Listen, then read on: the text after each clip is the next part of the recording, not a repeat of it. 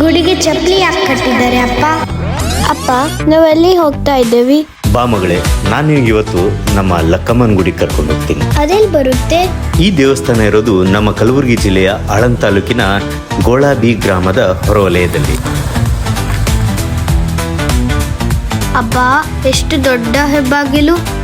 ಈ ಗುಡಿ ವಿಶೇಷತೆ ಏನಪ್ಪ? ಅದು ಒಳಗಡೆ ನೀನೆ ನೋಡುವೆ ಅಂತೆಪ್ಪ.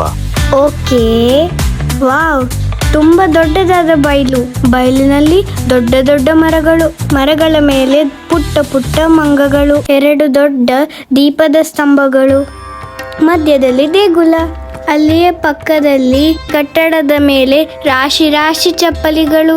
ಬಾ, ಎಷ್ಟೊಂದು ಚಪ್ಪಲಿಗಳು! ತರಹ ಚಪ್ಪಲಿಗಳು, ಎಲ್ಲ ಹೊಸ ಚಪ್ಪಲಿಗಳೇ. ಯಾರೋ ಬೇಕಂತಲೇ ಬಿಟ್ಟು ಹೋಗಿರಬೇಕು. ಅಷ್ಟೇ ಅಲ್ಲ, ಹಾಗೆ ದೇವಾಲಯ ಮುಂದೆಯೂ ಸಹ ಹೊಸ ಚಪ್ಪಲಿಗಳನ್ನು ನೇತು ಹಾಕಿದ್ದಾರೆ. ಈ ಗುಡಿಗೆ ಚಪ್ಪಲಿ ಯಾಕೆ ಕಟ್ಟಿದ್ದಾರೆ ಅಪ್ಪ? ನೀನಾಗ್ಲೇ ಕೇಳಿದೆ ಅಲ್ಲ ಈ ದೇವಾಲಯದ ವಿಶೇಷ ಏನು ಅಂತ.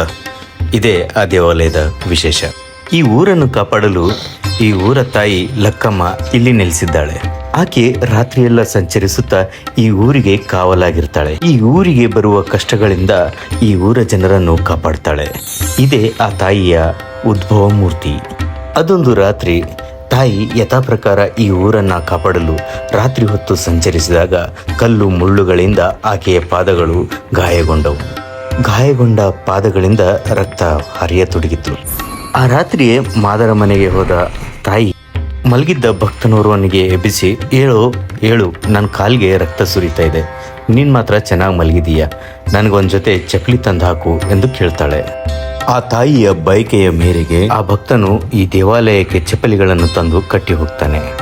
ಅಂದಿನಿಂದ ರಾತ್ರಿಯ ವೇಳೆಯಲ್ಲಿ ಆ ಚಪ್ಪಲಿಗಳನ್ನು ಹಾಕಿಕೊಂಡು ತಾಯಿ ಸಂಚರಿಸುತ್ತಾಳೆ. ಹಾಗೂ ಆ ಚಪ್ಪಲಿಗಳು ಸಹ ಸೈವಿತ್ಯವೇ ಎಂದು ಜನ ನಂಬುತ್ತಾರೆ.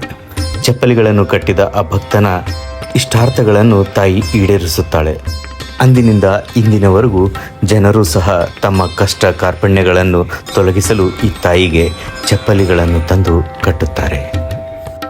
ಪ್ರತಿ ವರ್ಷ ದೀಪಾವಳಿಯ ಕಡಿಪಂಚಮೆಯಂದು ಇಲ್ಲಿ ಜಾತ್ರೆ ನಡೆಯುತ್ತದೆ.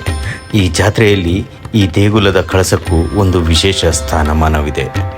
ಅದೇನಪ್ಪ ಅಂದರೆ, ಈ ಕಳಸವನ್ನು 2 ದಿನ ಮುಂಚೆಯೇ ಈ ಊರಿನ ಗೌಡರ ಮನೆಗೆ ತೆಗೆದುಕೊಂಡು ಹೋಗಲಾಗುತ್ತದೆ. ಅಲ್ಲಿ ಬಣ್ಣಗಳನ್ನು ಲೇಪಿಸಿದ ನಂತರ ಊರಲ್ಲಿ ಮೆರವಣಿಗೆಯ ಮುಖಾಂತರ ದೇಗುಲಕ್ಕೆ ತರಲಾಗುತ್ತದೆ. ನೀವು ಸಹ ಒಮ್ಮೆ ಬಿಡುವು ಮಾಡಿಕೊಂಡು ಈ ದೇಗುಲಕ್ಕೆ ಬಂದು ಈ ತಾಯಿಯ ದರ್ಶನವನ್ನು ಪಡೆದು ಪುನೀತರಾಗಿ.